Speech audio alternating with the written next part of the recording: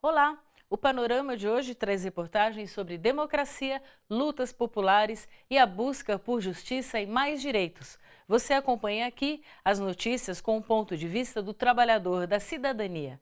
As reportagens são produzidas e exibidas pelo seu jornal, o Telejornal Diário da TVT.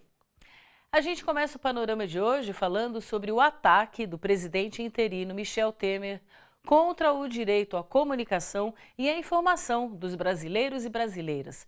Temer desrespeitou a lei de criação da Empresa Brasil de Comunicação, de 2008, e exonerou o diretor-presidente da EBC, Ricardo Mello, que tinha acabado de ser nomeado por Dilma Rousseff e tinha mandato até 2020. Temer exonerou Ricardo Mello e nomeou para o lugar dele o jornalista Laerte Rimoli. Mello já entrou com mandado de segurança no Supremo Tribunal Federal para continuar no cargo e terminar o mandato. Em reação à arbitrariedade de Temer, um grupo de deputados entrou com uma representação criminal na Procuradoria-Geral da República contra o presidente interino e o ministro-chefe da Casa Civil, Eliseu Padilha. Veja na reportagem de Welson Kalinowski. O documento encaminhado para a Procuradoria-Geral da República foi assinado por partidos da base aliada de Dilma Rousseff no Congresso Nacional. Líderes do PT, PCdoB, PSOL, Rede e PDT exigem que o presidente interino Michel Temer respeite a lei que criou a EBC e pedem a manutenção do jornalista Ricardo Mello no cargo de diretor-presidente da empresa. Uma representação criminal contra o vice-presidente Michel Temer e o senhor Eliseu Padilha por ferir a independência da EBC e da estrutura de comunicação pública de forma ilegal, desrespeitando o mandato, atacando o direito à comunicação e à informação dos brasileiros e brasileiras, caçando politicamente o senhor Ricardo Mello. O que está em jogo é o Estado Democrático de Direito. Existe uma lei que assegura a estruturação de uma empresa pública que contribui na democratização da informação e é em torno disso, em torno desta lei, desse estatuto legal que nós estamos agindo e temos certeza que contamos com toda a sociedade. Ricardo Mello foi nomeado por Dilma Rousseff no último dia 3 de maio. A notícia do afastamento mobilizou os trabalhadores da EBC e de entidades representativas, como o Sindicato dos Jornalistas do Distrito Federal e a FENAGE, a Federação Nacional dos Jornalistas, que repudiaram a atitude do Palácio do Planalto.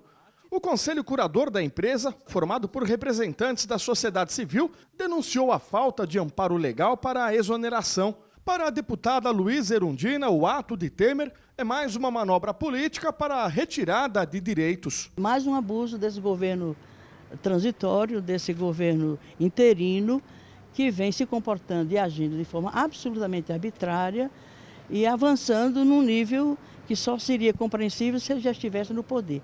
O processo de afastamento da presidente não está concluído, ainda resta um longo processo a ser concluído no Senado e mostra a intenção desse governo exatamente de comprometer conquistas importantes. Cortar investimentos é uma das medidas mais anunciadas pelo governo interino do presidente Michel Temer. Um exemplo é a revogação de construção de 11 mil moradias do Minha Casa Minha Vida entidades, que beneficiariam famílias de baixa renda. Segundo especialistas ouvidos pelo seu jornal, essa mudança de rumo no governo pode agravar ainda mais a recessão no país. Com a justificativa de ajustar as contas públicas, o governo interino de Michel Temer tem anunciado seguidos cortes em programas sociais. O ministro das Cidades, Bruno Araújo, do PSDB, revogou uma portaria do governo da presidenta Dilma que autoriza a construção de 11.250 moradias do programa Minha Casa Minha Vida Entidades, para famílias com renda até R$ 1.800. Para este economista, a medida não vai ajudar no equilíbrio das contas públicas e deve aprofundar ainda mais a recessão. Não faz tanta diferença no sentido de ajuste fiscal, porque os valores são muito pequenos. Para você ter uma ideia, o que se gasta de Bolsa Família é alguma coisa perto de 30 bilhões por ano e o que se gasta de juro é quase 600 bilhões. Esses retrocessos nas políticas habitacional, educacional e de saúde sinalizam uma clara orientação liberal desse governo e isso certamente vai ter um impacto muito negativo para a população que precisa desses programas. O economista explica que essa política de ajuste, que segue a cartilha neoliberal, não deu certo em países como a Rússia e a Grécia, que também cortaram programas sociais. Para Locatelli, essas medidas são ineficientes para a retomada do crescimento econômico. Essas medidas todas fazem parte do cardápio neoliberal, né? Diminuir o tamanho do Estado, diminuir direitos sociais. O sentido é, vamos ajustar as contas do governo que tudo se resolve a partir disso, né?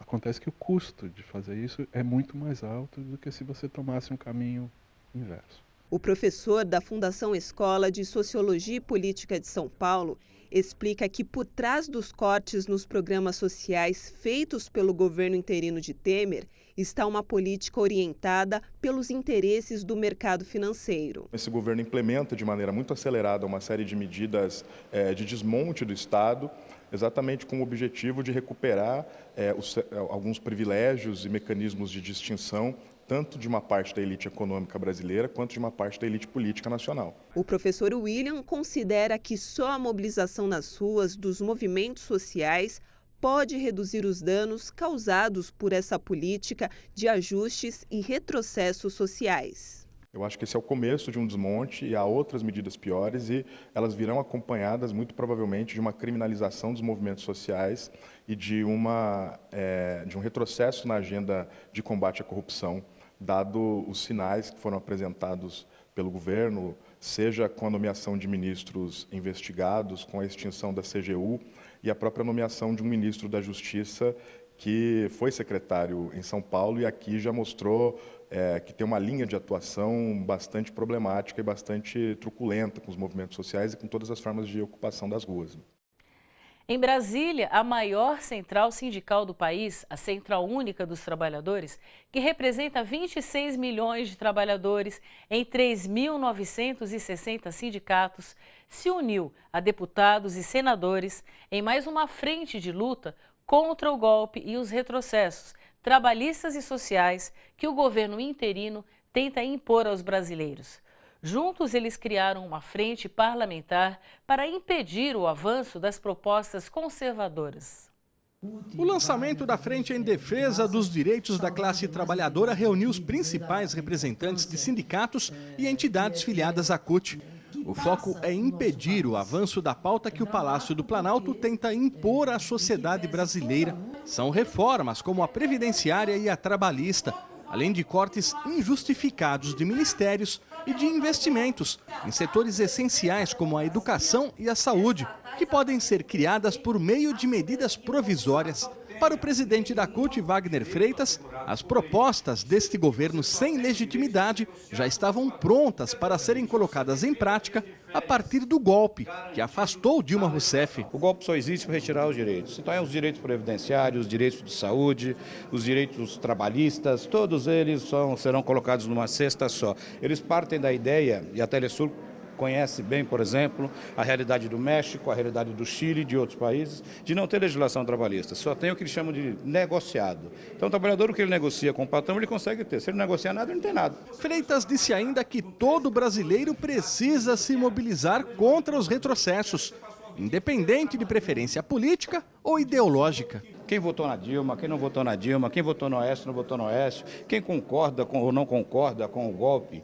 E se nós somos trabalhadores, o que nós temos que fazer agora é defender os nossos direitos, nos unir em relação a isso. Chegou a hora os trabalhadores fazerem greve porque ele vai acabar com a Previdência, vão acabar com a carteira assinada, vão acabar com as férias, o 13º. Isso só se reverte se você enfrentar o capitalista que financia o golpe. É a questão da ideologia, eles querem nos explorar a todo tempo. Então isso, por si só, já mobiliza, mas não é por osmose, é os trabalhadores organizados, é as centrais, e aqui eu cito a CUT, que é a minha central, e nós estamos organizando e vamos ampliar cada vez mais esses atos. A CUT também chamou a atenção para o PLC 30, projeto de lei de terceirização de mão de obra que tramita aqui no Senado Federal.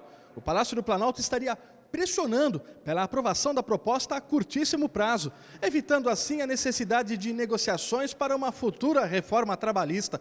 Para a sociedade, restaria como herança a precarização nas relações de trabalho em todos os setores. Terceirização é rasgar completamente a carteira de trabalho dos trabalhadores brasileiros, é rasgar, né? Porque você pode contratar como PJ e não tem mais carteira de trabalho. Os empresários se articularam para dar um golpe contra os trabalhadores, contra a sociedade brasileira, para retirar direitos, para reduzir custos e simplesmente aumentar cada vez mais a concentração de renda. O jogo não está perdido e só a mobilização dos trabalhadores pode barrar os retrocessos do governo interino de Michel Temer. Esta afirmação foi feita pelo ex-presidente Luiz Inácio Lula da Silva em debate no Sindicato dos Metalúrgicos do ABC. Para Lula, a resistência e o diálogo são as melhores soluções para a crise política. Acompanhe na reportagem de Vanessa Nakazato. Foi para ouvir os trabalhadores sobre o que pensam e sentem a respeito da atual conjuntura política do Brasil que o ex-presidente Luiz Inácio Lula da Silva fez questão de participar da plenária da direção plena do Sindicato dos Metalúrgicos do ABC. O encontro mensal reúne 290 diretores e coordenadores dos comitês sindicais nas fábricas para discutir as principais agendas da categoria. Agora, nós temos que levantar a cabeça outra vez e não permitir que haja nenhum retrocesso naquilo que a gente conquistou. Lula ouviu os trabalhadores atentamente e anotou tudo. A maioria revelou preocupação com o governo interino de Michel Temer, principalmente em relação à perda de direitos trabalhistas e sociais. O Brasil vive uma contradição muito forte, né? Uma presidente eleita afastada e um vice que ninguém votou tocando o país por um período. E nesse período as coisas não param. Então o sindicato tem que lutar por emprego, lutar pela economia reaquecer e lutar para que o processo democrático se reinstaure no Brasil. Para o presidente Lula, reorganizar os trabalhadores neste momento é fundamental para evitar os retrocessos do governo interino de Michel Temer e reverter o impeachment da presidenta Dilma. Eu acho que esse momento é um momento de perseverança, é um momento de luta e um momento da gente estar indignado porque a democracia foi ferida mortalmente nesse país. No próximo bloco, você acompanha o Grito pela Democracia, de intelectuais, artistas e integrantes de movimentos sociais. E as ocupações de prédios públicos ligados ao Ministério da Cultura contra o governo ilegítimo de Michel Temer. Fica aí que o panorama já volta.